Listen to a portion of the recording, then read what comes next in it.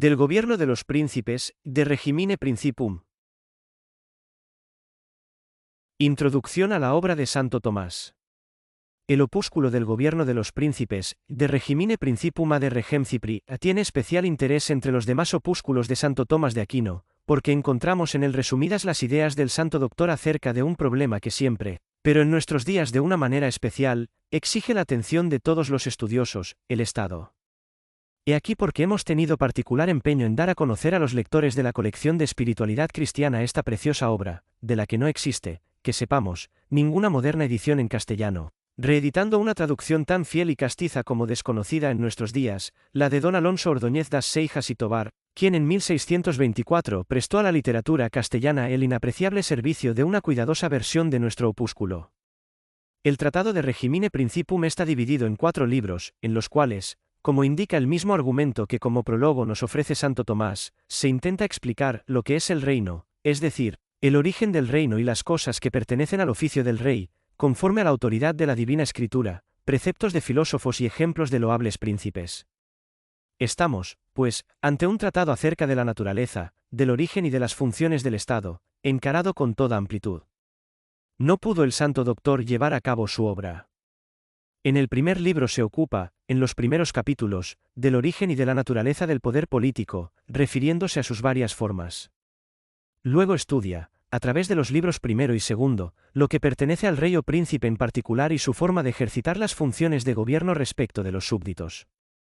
Los libros 3 grados y 4 grados, después de una repetición de la doctrina de Santo Tomás acerca de la naturaleza y función del Estado, se detienen en considerar los ejemplos de los grandes estados de la antigüedad de Grecia, Roma y de la era cristiana. Aun cuando no faltan autores que hayan atribuido íntegramente el opúsculo a Santo Tomás de Aquino, y entre ellos el traductor de la presente obra, quien se esfuerza por demostrarlo en la dedicatoria, sin embargo, la crítica actual da por firmemente establecido que solo es auténtico de Santo Tomás el libro 1 y la primera parte del libro 2, hasta el capítulo 4 grados. Los capítulos siguientes del libro 2 grados se atribuyen generalmente a Ptolomeo de Luca, discípulo y biógrafo de Santo Tomás, quien, según la opinión más probable, terminó el libro 2 grados utilizando las notas de su maestro. Los otros 2 libros, 3 grados y 4 grados, atribuidos también a Ptolomeo de Luca, pertenecen más probablemente a otro autor de la misma época. Que los 2 últimos libros no son de esto. Tomás, resulta claro si se atiende a la misma doctrina, en la que falla la precisión histórica y doctrinal en algunos capítulos. Debemos indicar, para guía de nuestros lectores, las más importantes fallas en su aspecto doctrinal, dejando de lado las fallas históricas. Helas aquí, notadas por Juan Ambrosio Barbavara y aducidas por el célebre de Rubéis, en el tercer libro, sin ningún fundamento, se saca a luz el dominio sacerdotal, como una espontánea conclusión, cap. 10. Asimismo, con demasiada precipitación se cita a los emperadores Federico, Conrado y Manfredo, como refugio de todos los criminales.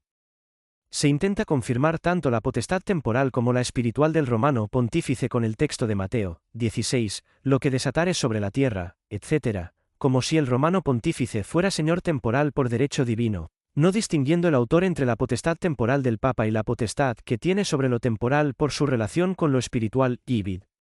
En el capítulo 12 enumera la monarquía de Cristo junto con las demás monarquías del mundo, sin considerar debidamente aquellas palabras de S. Juan, 18, mi reino no es de este mundo.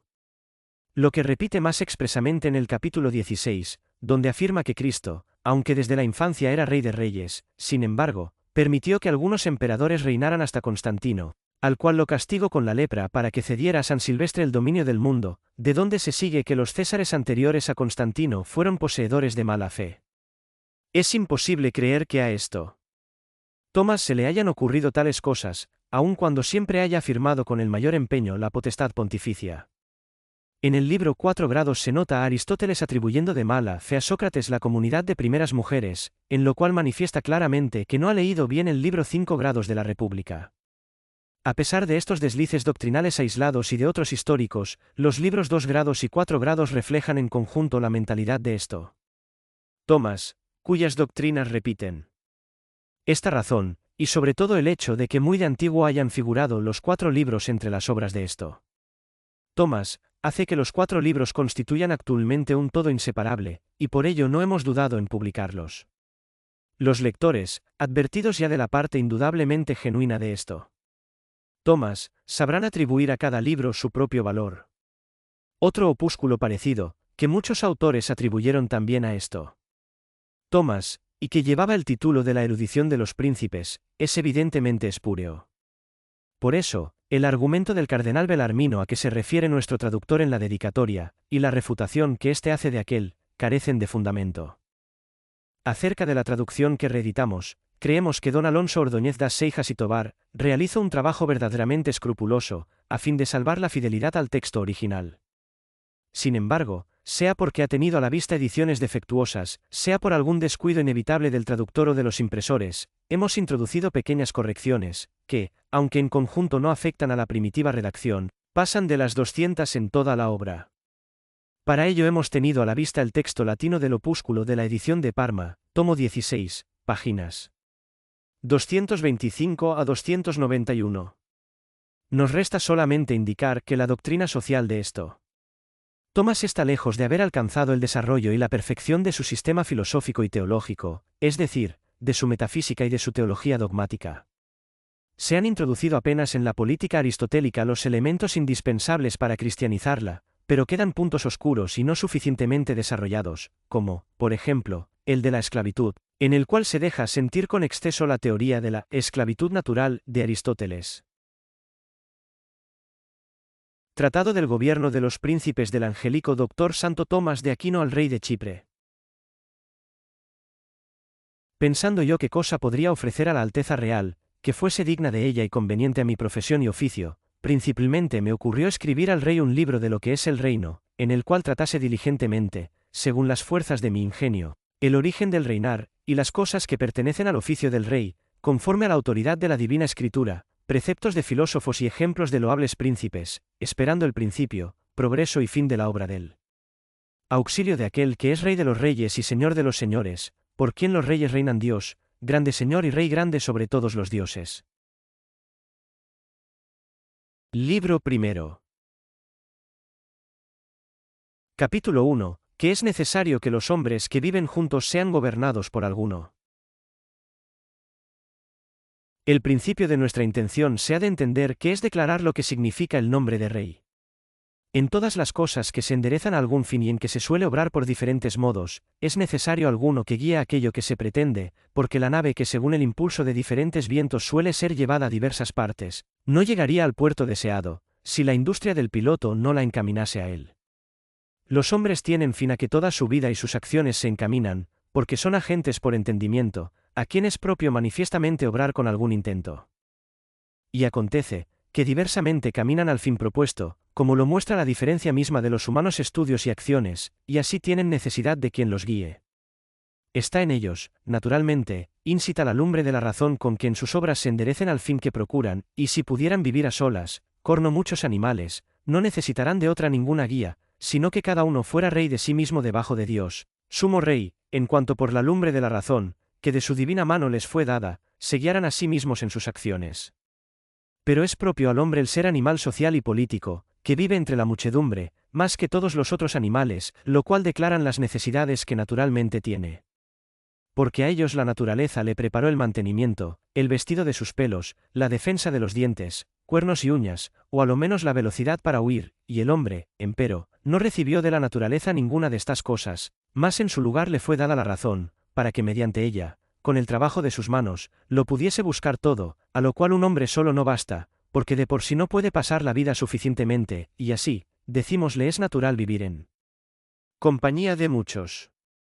Además de esto, los otros animales tienen natural industria para todas las cosas que les son útiles o nocivas, como la oveja conoce al lobo naturalmente por enemigo, y otros animales, por natural industria, conocen algunas hierbas medicinales y otras cosas necesarias a su vida, mas el hombre, de las que lo son para el vivir, solo tiene conocimiento en común, como quien por la razón puede de los principios universales venir en conocimiento de las cosas que son necesarias para la vida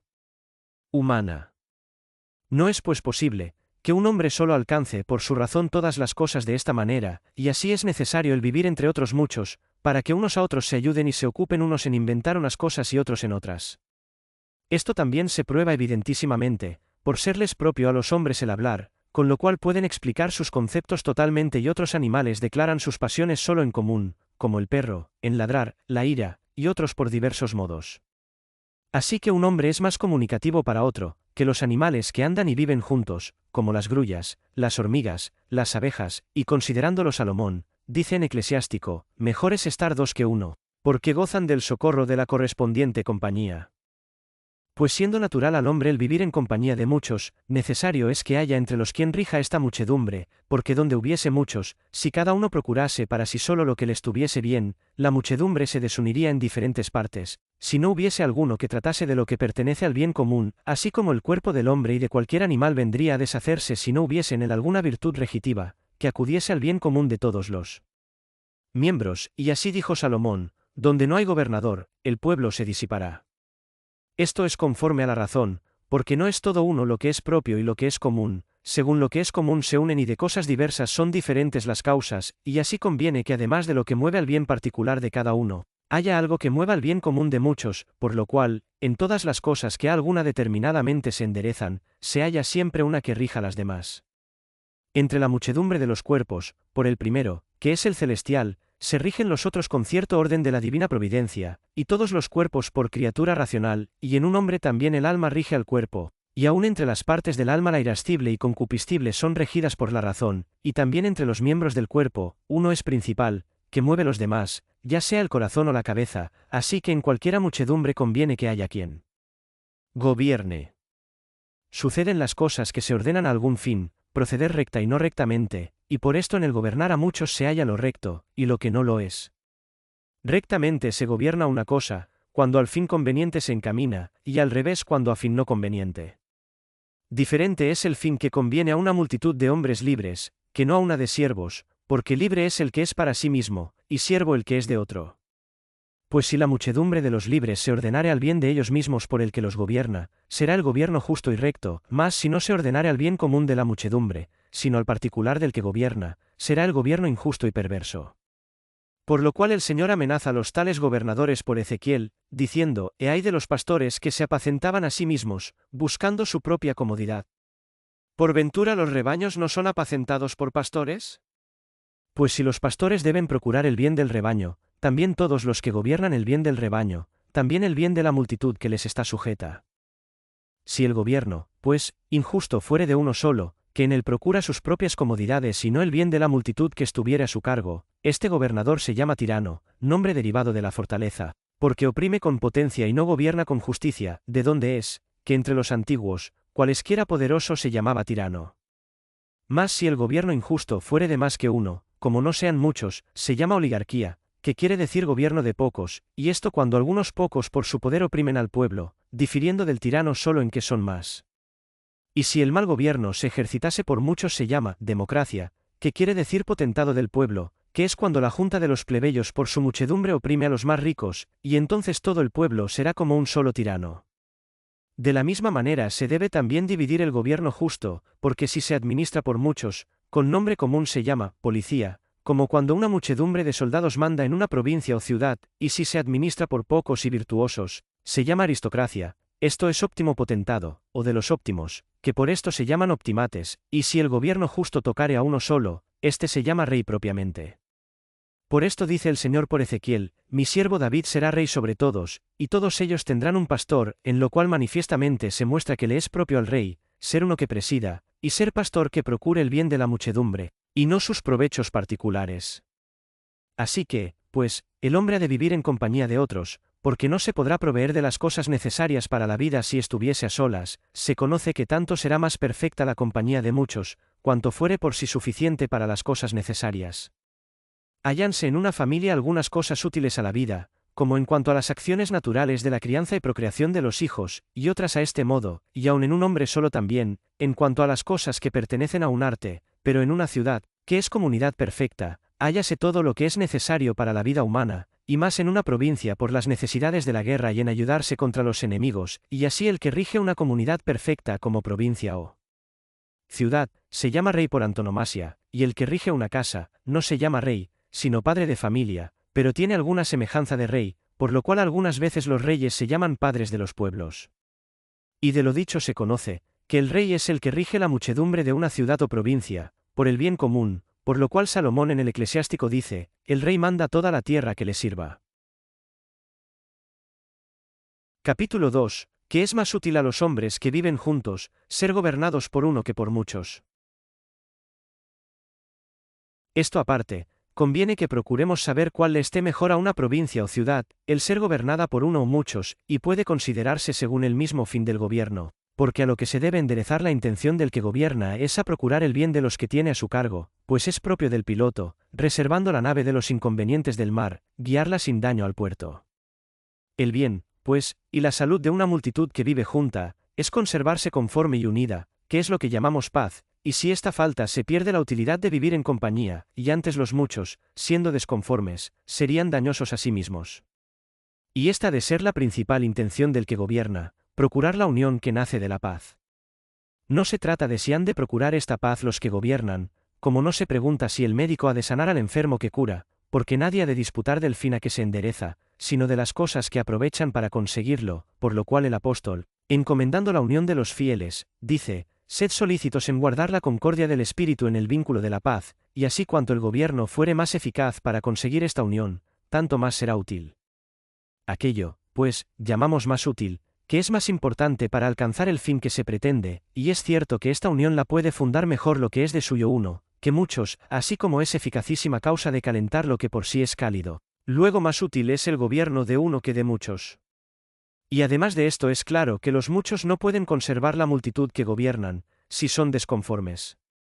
Y así se requiere entre ellos una cierta unión para que puedan gobernar, porque no llevarían muchos una nave a esta o aquella parte, si no fuesen en alguna manera aunados, y dícese que se unen muchas cosas, cuando se aproximan a una. Así que mejor gobierna uno que muchos, por lo que se acerca más a esta unidad, y más, que las cosas naturales son hechas perfectamente, y en cada una obra la naturaleza lo que es mejor, y así todo gobierno natural es de uno.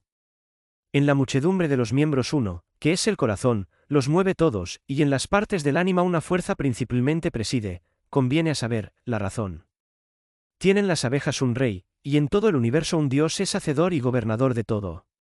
Esto es conforme a la razón, y así cualquiera muchedumbre se deriva de uno, y si las cosas que son del arte imitan a las que son por naturaleza y tanto más perfecta es la obra del arte, cuanto más imita la natural, necesario es que en la muchedumbre de los hombres sea lo mejor el ser gobernados por uno.